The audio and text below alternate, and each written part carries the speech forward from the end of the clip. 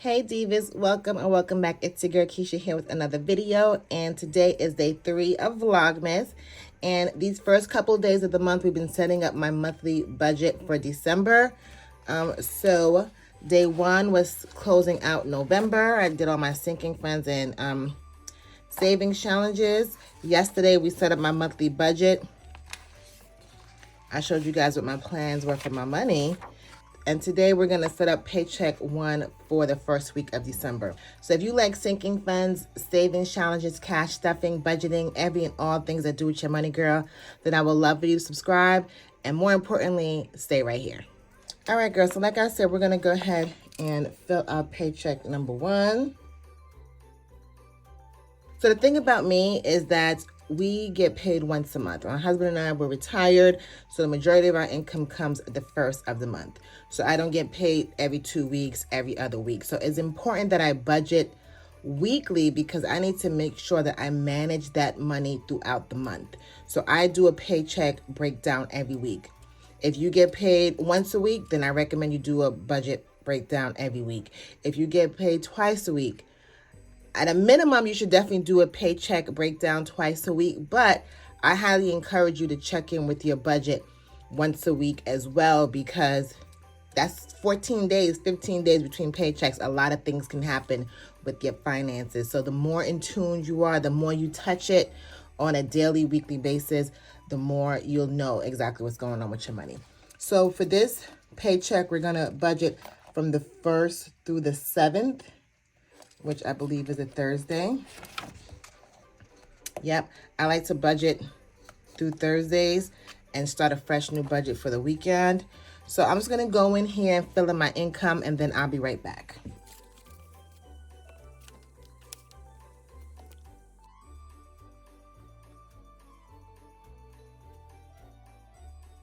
Okay, so for the first week in December, like I said, I get paid once a month for my retirement income, etc. So first we have rollover $228. That's what I had in my account at the end of November. Then the income we have coming in, which I just got straight from this monthly snapshot sheet, right? To see why this sheet is so good, you could just come back and reference it. And then I'm also going to use my Sam's Club and Christmas sinking funds, which I listed right here. Sam's Club and Christmas, $420. I'm going to go ahead and use that during this first week this first week of December. So when I total all that up, I'm at $13,730. Now remember, I projected my income to be $14,473. That's because I'm not including my side hustle or my 52-week savings challenge this week. I will use that sometime later in the month. Okay, this is just for the first week, the money I'm projecting to bring in. So now what I'm going to do is I'm going to go ahead and fill in the bills that are due between the 1st and the 7th of the month.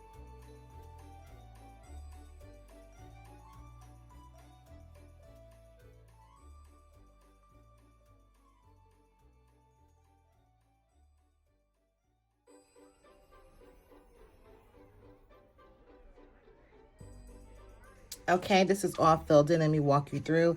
So these are all the bills that I have between the 1st and the 7th, my mortgage, some debt, all of those things. So that comes up to $5,310. So left over, all I'm going to do is take the total for this week, $13,730, subtract $5,310, and that leaves me $84.20. Okay, next we're going to bring this down to this next section, long-term savings. This is investing in all those other things. Okay, so for my Roth, I'm just going to go ahead and add $30 this week so that my total contribution can be $30. That means my leftover is $8,390. We're going to go ahead and bring that over here to our variable expenses. So variable expenses are the things that you can pretty much decide how much you spend. Like here, your fixed bills, you can't change that. I can't change my mortgage amount and those sorts of things. Over here, grocery, gas, beauty, all of those things that we can manage and really decide how much we want to spend. We have more control in this section. So I'm going to go ahead and fill this out, and then I'll be back to walk you through.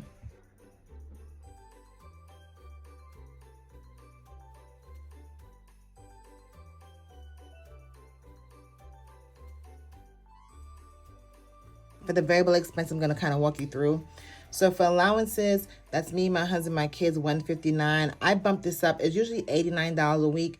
But I'm going to give my husband some extra dollars because it's the holidays and he likes to just pick up random stuff for the kids and stuff. And I don't want to be off budget when I just start seeing charges on our card. So I'm just going to, he can have an extra $100 this week just to do whatever he wants to do.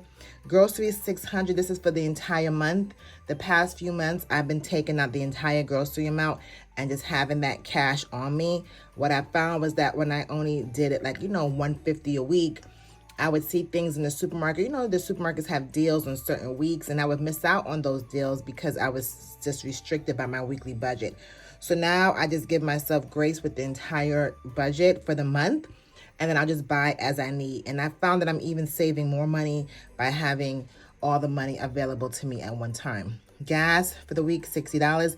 Eating out is $60. This is a little high too. I like to keep it around $40, but my husband and I are going out. Like I told you, probably buy dinner for them when we go out or whatever.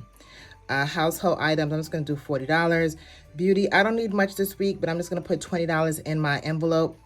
Again, a lot of sales and stuff, so I might like re-up on some makeup products, but maybe not this week, but I'll just keep the envelope and just roll it over every week until I need it. Miscellaneous, $20. Shopping is $400, which I already accounted for in my monthly budget. I showed you guys here, $200 for me and $200 for my kids. Again, I just want to make sure I budget for the entire amount. So if I see things throughout the week, I already know that that's budgeted for. Holiday is $1,000. Again, I budgeted for that for the month. And I'm not going to wait till a particular day to buy something. As I see stuff as sales pop up, I just want to make sure that I budgeted for that full amount. And I do have, a couple dollars here from my sinking funds to cover that. Next is business, which also I counted for my monthly budget. Again, this is for the entire month, but I just want to make sure I budget for that. And fun, this is for entertainment, all the things I said I had to buy tickets for and things like that. I don't know when I'm going to pull the plug and buy these things, but again, I just want to have it budgeted. So my variable expenses for this week is $3,159. Remember, take into consideration that a lot of these things are for the entire month. So when we check out for the first week, when I do my update on the 7th or the 8th, you'll see that I may not spend all the money in that particular category, and I'll just roll it over throughout the weeks. All right, so make sure you stay tuned for that and kind of see how I budget and manage that throughout the month. Okay, so left we have $5,231. We're going to go ahead and bring that down to our sinking funds and savings challenges. So now I'm just going to go ahead and fill this in, and like the rest, girl, I'm going to be right back.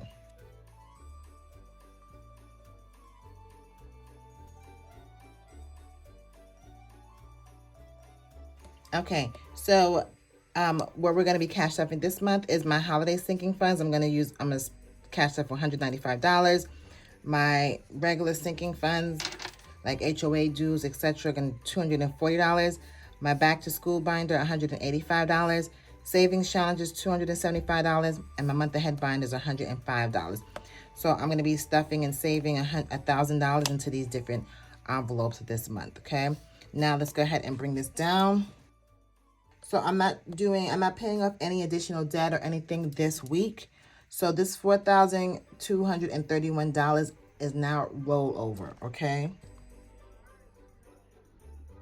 And what does that mean by rollover? So I plan to take this $4,231 into the next month. And I'm going to continue to carry over to get me through the rest of the month. So that means I have $0 left over. Even though I have the $4,231, it's really zero because this $4,000 has a job, and its job is to stay put and be there for when I need you next week and the weeks to come. So it's already been given an assignment. So that's why the leftover is zero. If I didn't have any job for it, like when I close my monthly budget and I have $448, like if I didn't have any job for this money, then my leftover would have been that. But because the assignment is to stay put, then it's going to stay put. Okay. The last part of setting up the monthly budget, especially if you're a cash budgeter like I am, is this is the cash envelope breakdown. So I'm going to write down the categories that I'm getting cash for and the denominations. Now, I usually get cash for my sinking funds and savings challenges and my variable expenses. All of these expenses, I'm not going to get cash for. Like my Christmas things, I have cash in my sinking fund, but for the most part, the rest of it is going to be on my card. I'm just going to order what I need to order, but I still have to budget for it under a variable expense because that price varies. It's not a fixed expense. So I'm going to go ahead, write down what I'm going to pull cash out for, and then we can walk through that.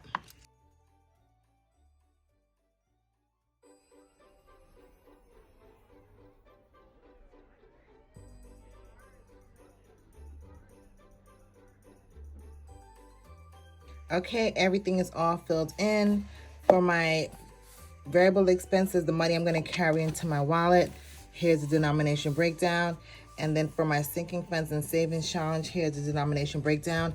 This looks weird because I'm going to be cash stuffing my holiday sinking funds and back to school all together. So I just kind of did a total of what these three would be together instead of breaking it down. It was just easier for me to do it that way.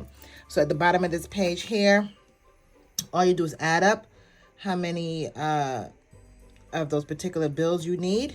So like I need 51s, and then the total value. So $50, 100, 200, so forth. So the total is going to be, this is actually 160. I'm gonna have to change these by $1. One sec.